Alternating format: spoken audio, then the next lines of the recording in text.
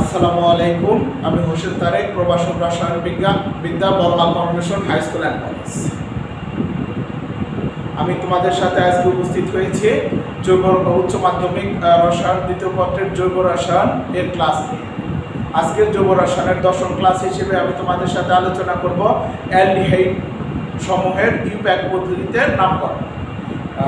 আজকে আমরা তাহলে সরাসরি চলে যাচ্ছি ইউপ্যাক পদ্ধতিতে অ্যালডিহাইড সমূহের নামকরণ।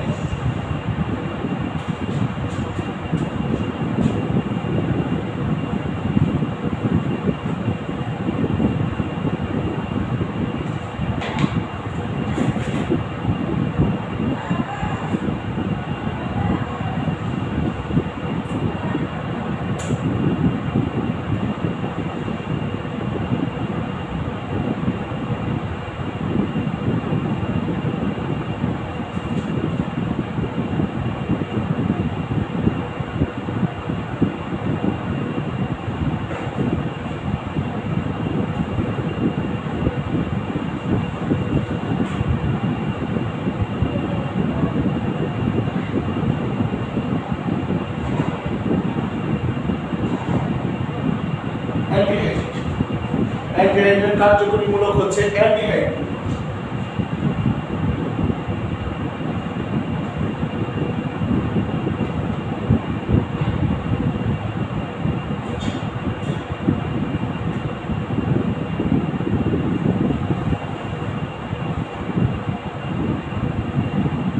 অ্যালডিহাইড মূলক হচ্ছে CHO বা একে কার্বনিক পদ্ধতি লিখলে আমরা লিখতে পারি COH। মূলত নাল বা ন্যাল বা আলাদা একত্র থাকে এলাকার উপস্থাপন করতে পারি। মূলত অ্যালডিহাইড মূলকটির উৎপত্তি হয়েছে কার্বনিল মূলক।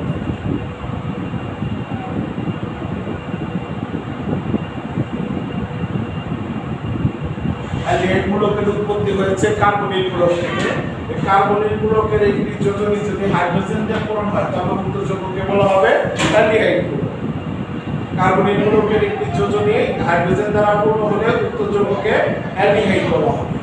এখানে আমরা অ্যালডিহাইড সমূহের নামকরণের ক্ষেত্রে যেহেতু কার্যকরী মূলকটি কার্বন যুক্ত, এই জন্য কার্যকরী মূলকের কার্বনটিকে 1 নম্বরে ধরে আমরা নম্বর দেব।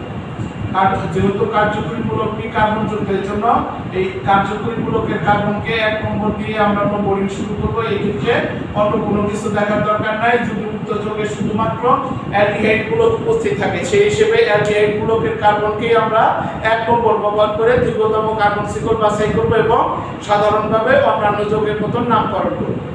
এই ক্ষেত্রে আমরা সরাসরি নামকরণে চলে যাচ্ছি। নামকরণের মধ্যে আমরা দেখতে পাচ্ছি AN KN, এই ক্ষেত্রে ই বাদ দিয়ে যুক্ত হবে হলো AN, তাহলে দাঁড়ায় ALKANNAN। অ্যালকা নাল বা অ্যালকানেল বা অ্যালকানেল হিসেবে নামকরণ হবে। অ্যালকানেল বা নাল লিখতে পারি NaL, এর উচ্চারণ নাল বা নেল করা যায়। উদাহরণে চলে যাচ্ছি অ্যালডিহাইডের নামকরণের ক্ষেত্রে। এখন উদাহরণ হিসেবে আমি উপস্থিত করতেছি সরল একটি যৌগ CH3 CH2 CH2 CHO। এখানে আমরা দেখতে পাচ্ছি উক্ত যৌগের মধ্যে CHO মূলকটি ডান দিকে লিখলে দেখার সৌন্দর্য থাকে, এই যে বাম দিকেও লেখা যায়। আমি পরবর্তী কিছু উদাহরণে বাম দিকে লিখেও তোমাদের সামনে উপস্থাপন করব।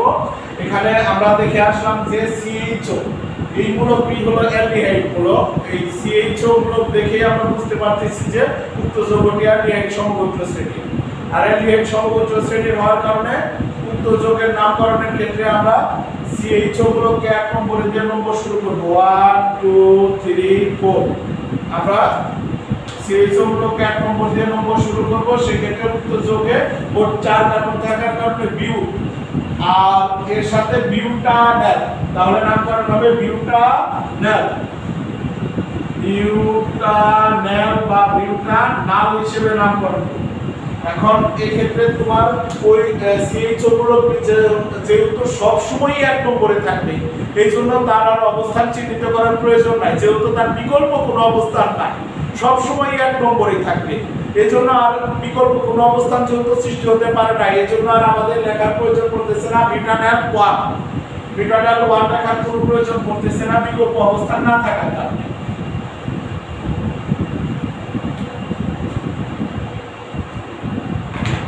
আমরা এর পরবর্তীতে আর কিছু যোগের নামকরণ করব, তার মধ্যে কিছু শাখা প্রশাখা সহ যোগের নামকরণ করব।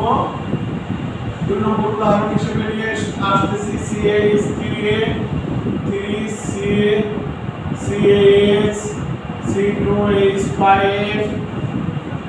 CH2 CHO। তাহলে এই সির সাথে তিনটা মিথাইল গ্রুপ আছে, আমরা দেখতে পাচ্ছি CH3A CH3A CH3, তারপর CH এর সাথে আছে C2H5, C2H5 কে আমরা বেগে লিখতে পারি, না বেগে লিখলেও কোনো সমস্যা ছিল না, কারণ এখানে C2H5 দীর্ঘতম শিকলের জন্য ভূমিকা রাখে না, সেই হিসেবে আমরা CH2 CH3 আগে উপস্থাপন করলাম, তারপর CH2 CHO। এই ক্ষেত্রে আমরা জেনে এসেছি যে CHO গুলোকে এক নম্বর দিয়ে দীর্ঘতম শিকল বাছাই করব, সেই হিসেবে 1 2 3 নির্দ্বিধায় দিতে পারি। এখন আমরা বিবেচনা করব কোন দিকে যাব, 4 5 4 5 আমরা দেখতেছি 4 5 দিলে এখানে উপশাখা তৈরি হচ্ছে, আমরা উপশাখা এরিয়া নম্বর দেওয়ার চেষ্টা করব, সেই হিসেবে 4 5 নম্বর ব্যবহার করব। এই ক্ষেত্রে তোমরা দেখো যে কার্বনগুলোর উপর নম্বর বসছে, সেই কার্বনগুলো মূল যৌগ হিসেবে থাকবে, আর যাদের উপর নম্বর বসে নাই তারা শাখা বা প্রতিস্থাপক হিসেবে থাকবে। এখানে তাহলে শাখা বা প্রতিস্থাপক হিসেবে একটা ইথাইল গ্রুপ এবং দুইটি মিথাইল গ্রুপ অবস্থান করতেছে, এই জন্য আমরা প্রথমে শাখা বা প্রতিস্থাপকের অবস্থান সহ নাম এবং পরে মূল যৌগের নাম লিখব। এখানে মিথাইল এবং ইথাইলের মধ্যে কি আগে চলে আসে ইংরেজি বর্ণমালা গণনার ক্ষেত্রে, এই জন্য ইথাইল আগে লিখতে হবে, 3 ইথাইল 4 ডাইমিথাইল, দুইটা মিথাইল গ্রুপ আছে, 4 ডাইমিথাইল 4 ডাইমিথাইল, মোট 5 কার্বন থাকার কারণে পেন, আর এর সাথে এল যুক্ত হয় পেন্টানেল, পেন্টানেল হিসেবে থাকে, পেন্টানেল।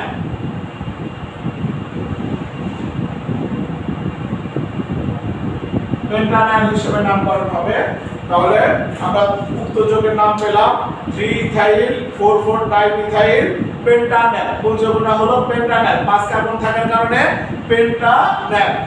আমরা একটি যৌগ উপস্থাপন করব, এখানে উদাহরণস্বরূপ তোমাদেরকে আমি একাধিক উদাহরণের মাধ্যমে বোধগম্য করার চেষ্টা করতেছি। CH3A CH2 CH CHO CH CH3A CH3, আমরা দেখতে পাচ্ছি উক্ত যৌগের CHO মূলক যুক্ত আছে, আর আমরা জানি CHO মূলক যুক্ত থাকলে উক্ত যৌগটিকে অ্যালডিহাইড সমগোত্র শ্রেণীর যৌগ বলবো, এবং অ্যালডিহাইড সমগোত্র শ্রেণীর যৌগের নামকরণের ক্ষেত্রে CHO মূলককে অবশ্যই এক নম্বরে দিয়ে নম্বর দেওয়া শুরু করতে হবে, সেই হিসেবে তার অবস্থান যেখানে থাক, উপরে নিচে বা বাম পাশে ডান পাশে যেখানে থাক না কেন, CHO মূলকের কার্বনকে এক নম্বর দিয়ে নম্বর শুরু করতে হবে, সেই হিসেবে 1 2।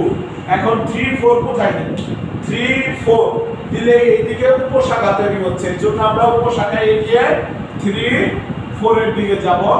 এখানে নামকরণের ক্ষেত্রে আমরা যে চারটি কার্বনের উপর নম্বর বসিয়েছি তা মূল যৌগ হিসেবে থাকবে, আর যে যাদের উপর নম্বর পড়ে নাই তা শাখা বা প্রতিস্থাপক হিসেবে থাকবে। আমরা দেখতে পাচ্ছি এখানে ইথাইল গ্রুপ এবং মিথাইল গ্রুপের উপর কোনো নম্বর পড়ে নাই, সেই হিসেবে এই CH3CH2 বা CH2CH3 এই সম্পূর্ণটুকু হলো C2H5 বা ইথাইল গ্রুপ হিসেবে বিবেচনা করা হবে, আর এতটুকুকে মিথাইল গ্রুপ হিসেবে বিবেচনা করা হবে। আমরা জানি আগে ইথাইল লিখতে হবে, 2 ইথাইল, ইংরেজি বর্ণমালা ইথাইল ই আগে চলে আসে, ইথাইল আগে মিথাইল পরে, 3 মিথাইল মূল যৌগের কাজ 4 কার্বন বিশিষ্ট বিধায় বিউট এবং এর সাথে এক মূলক যুক্ত থাকার কারণে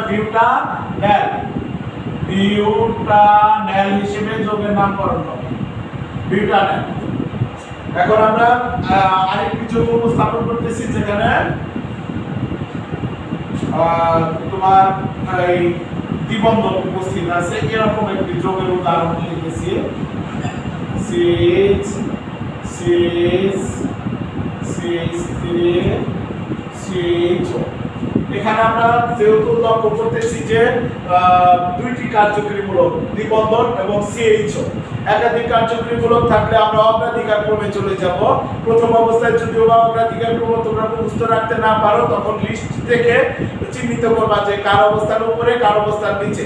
যার অবস্থান উপরে হবে তাকে অগ্রাধিকার দিয়ে নম্বর দেব এবং যৌগের নামকরণ করব।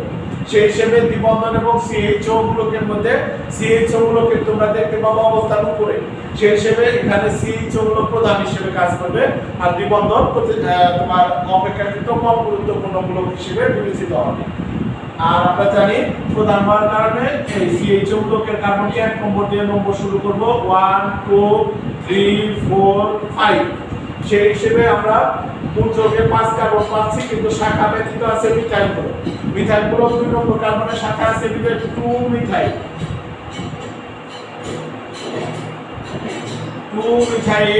এখানে তোমার মূল যৌগে 5টা কার্বন আছে বিধায় পেন্ট।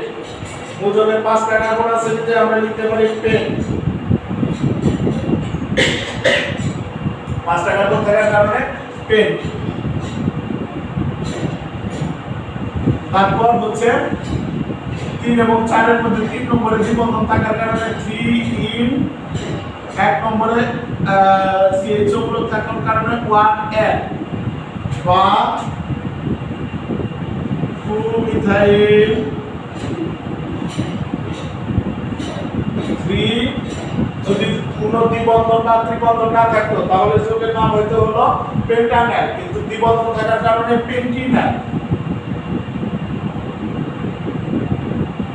এই ক্ষেত্রে CHO এর অবস্থান চিহ্নিত কোনো প্রয়োজন নাই। যখন আমরা কার্বনের নামের সাথে একত্র উপস্থাপন করব তখন চিহ্নিত করার কোনো প্রয়োজন নাই, কিন্তু যখন আলাদা আলাদা ভাবে আগে কার্বন সংখ্যার উপর নির্ভর করে যৌগের নাম এবং পরে কার্যকরী মূলকগুলোকে আলাদা আলাদা ভাবে লিখবো তখন আমাদের 1L দিতে হবে। কিন্তু তোমরা দেখো যে এই একই যৌগের নামকরণের ক্ষেত্রে 2 মিথাইল 3 পেন্টিনেল পেন্টিনেল 1 লেখার কোনো প্রয়োজন নাই, কারণ পেন্টিনেল বলতে বোঝাচ্ছে ওই CHO মূলকটি অবশ্যই 1 নম্বরে থাকবে, তার বিকল্প কোনো অবস্থান আমরা তার বিকল্প কোনো অবস্থান না। CHO মূলক সর্বদাই 1 নম্বর কার্বনের সাথে উপস্থাপিত হয়। আবার CH3 C2 CH2 C2H5 CHO। একে আমরা উপস্থাপন করতে গিয়ে দেখতে পাচ্ছি CH3 এই C2 আমরা লিখতে পারি তখনই যখন দুইটা কার্বনের মধ্যে ত্রিবন্ধন উপস্থিত থাকে, তখনই আমরা C2 লিখতে পারি। তার পরবর্তীতে চলে আসতেছে CH2 CH C2H5 কে CH2 CH3 CHO CHO আকারে আমরা উপস্থাপন করলাম। এখানে আমরা জানি যে CHO মূলক এবং ত্রিবন্ধনের মধ্যে CHO মূলকের অবস্থান অগ্রাধিকার ক্রমের উপরে অবস্থান, এই জন্য CHO মূলককে 1 নম্বর দিয়ে আমরা নম্বর দেওয়া শুরু করব 1 2 3 4 5 6। তাহলে মূল যৌগে মোট 6টি কার্বন থাকার কারণে হেক্সাইনাল হবে এই ত্রিবন্ধন এবং ত্রিবন্ধন উপস্থিত থাকার কারণে। এখানে নম্বর ব্যতীত আছে ইথাইল মূলক CH2 CH3 CH2 CH3 আকারে তুমি উপস্থাপন না করে যদি তুমি C2H5 আকারে উপস্থাপন করতে তবু তোমার কোনো সমস্যা হতো না, রয়েছে। তো আমি এখানে দেখাইতে চাচ্ছিলাম হচ্ছে যে 1 2 3 4 5 6 7 7টি কার্বন দীর্ঘতম শিকল হলেও আমরা উক্ত দীর্ঘতম শিকলকে ব্যবহার করতে পারবো না। অবশ্যই কার্যকরী মূলক যুক্ত দীর্ঘতম শিকলকে আমাদের নিতে হবে। এখানে যেহেতু কার্যকরী মূলক হচ্ছে CHO, এই জন্য CHO মূলক যুক্ত দীর্ঘতম শিকলকে অর্থাৎ রেড মূলক যুক্ত দীর্ঘতম শিকলকে আমরা নম্বর দিয়েছি। নম্বর ব্যতীত ইথাইল মূলক আছে বিধায় ইথাইলকে শাখা বা প্রতিস্থাপক হিসেবে উপস্থাপন করব 2 ইথাইল মূল যৌগে হচ্ছে তোমার 6টি কার্বন থাকার কারণে হেক্স, এখানে 2টি কার্যকরী মূলক আছে 4 নম্বর কার্বনের সাথে ত্রিবন্ধন 4 আইন এবং তোমার 1 নম্বর কার্বনের সাথে অ্যালডিহাইড মূলক 1 নম্বর কার্বন নিয়ে অ্যালডিহাইড মূলক আকারে উপস্থাপন আছে, এজন্য 1 এর 4 আইন 1 এর বা আমরা অথবা লিখতে পারি হচ্ছে 2 ইথাইল। এখানে 2 ইথাইলের কোনো পার্থক্য নাই, একই শাখা বা প্রতিস্থাপকের নাম প্রথমে উপস্থাপন করতে হবে 2 ইথাইল। এখানে আমরা 4 যদি একক বন্ধন থাকতো তাহলে উত্তরযোগের নাম হতো হেক্সানেল, দ্বিবন্ধন থাকলে হয়তো হেক্সিনেল, ত্রিবন্ধন আছে বিধায় হেক্সাইনেল, ত্রিবন্ধন থাকার কারণে হেক্সাইনেল। হেক্সাইনেল এই ক্ষেত্রে আর তোমার অবস্থান দিতে হবে না, যেহেতু একত্র আছে সুতরাং অবশ্যই 1 নম্বর হিসেবে উপস্থাপিত হবে একত্র থাকার কারণে। আমরা আরেকটু উদাহরণ দিতেছি, এখানে একাধিক কার্যকরী মূলক ইচ্ছে করে নিয়ে আসতেছি যে যাতে পরবর্তীতে সম্মিলিত যৌগগুলো যখন আলোচনা করা হবে বা সেক্ষেত্রে যেন তোমাদের বোঝাটা সহজ হয়, এই জন্য কিছু কিছু একাধিক কার্যকরী মূলকের উদাহরণ আমি এখনই নিয়ে আসতেছি। এখানে আমি আরো একটি নতুন কার্যকরী মূলক ওএইচ মূলককে তোমার যুক্ত করে দিতে চাচ্ছি শাখা বা প্রতিস্থাপক হিসেবে CH CH3 CH CH CH OH CH।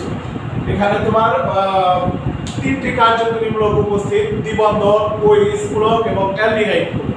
এই 3টি কার্যকরী মূলকের মধ্যেই তুমি লক্ষ্য করবে যে CHO মূলকের অবস্থান সবার উপরে, এজন্য CHO মূলককে তোমার প্রাধান্য দিয়ে নম্বর দিতে হবে। CHO মূলকযুক্ত কার্বনকে মূল কার্যকরী মূলক হিসেবে নেব এবং তাকে 1 নম্বর দিয়ে নম্বর শুরু করব 1 2 3 4 5। এই ক্ষেত্রে যেহেতু 2টি কার্যকরী মূলকের মধ্যে দ্বিবন্ধনটি হচ্ছে একেবারে মূল শিকলের মধ্যবর্তী কার্যকরী মূলক, সেই হিসেবে মূল শিকলের সাথে নামকরণের ক্ষেত্রে আমরা প্রাধান্য দেব, কিন্তু ওএইচ মূলক সেখানে প্রতিস্থাপক হিসেবে অবস্থান করতেছে, হাইড্রোজেনের প্রতিস্থাপক হিসেবে আমরা বিবেচনা করব এই ক্ষেত্রে।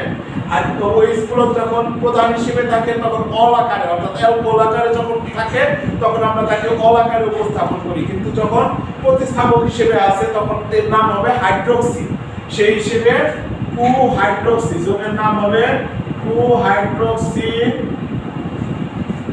2 হাইড্রোক্সি মূল যোগে 5টি কার্বন থাকার কারণে পেন্ট,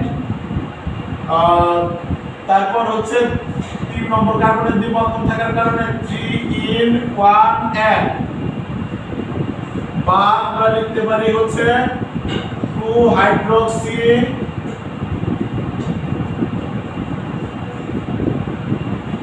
3 পেন্টিনাল, 3 হাইড্রোক্সি 2 হাইড্রোক্সি 3 পেন্টিনাল। এই 3 মাধ্যমে তোমার অপেক্ষাকৃত কম প্রাধান্যযুক্ত শিকলের মধ্যে কার্যকরী মূলককে অর্থাৎ দ্বিবন্ধনকে প্রকাশ করতেছি। এখানে আর 1 লেখার প্রয়োজন পড়তেছে না, কারণ পেন্টিনাল লেখা মানে 1 নম্বরে CHO মূলক উপস্থিত আছে। আমি তোমাদের সামনে আরেকটি উদাহরণ হিসেবে নিয়ে আসতেছি, শেষ উদাহরণ নিয়ে আসতেছি, এর পরবর্তীতে তোমাদের সাথে আলোচনা হবে কিটোন নিয়ে, কিটোন সময়ের নামকরণ নিয়ে আলোচনা হবে। যাও শেষ উদাহরণ হিসেবে আমি একাধিক কার্যকরী অ্যালডিহাইড মূলক নিয়ে আসতেছি, যোগের মধ্যে একাধিক অ্যালডিহাইড মূলক নিয়ে আসতেছি। যাও এখানে কার্বন সংখ্যা কোনো ব্যাপার না, যাই হোক না কেন এখানে আমরা দেখতে পাচ্ছি যে 2টি অ্যালডিহাইড মূলক আছে, সেই হিসেবে প্রো ডায়াল লিখে চলবে বা প্রো কোয়ান্টু ডায়াল লেখার প্রয়োজন পড়ে না, 2টা অ্যালডিহাইড মূলক আছে বিধায় ডায়াল লিখলে চলবে। প্রো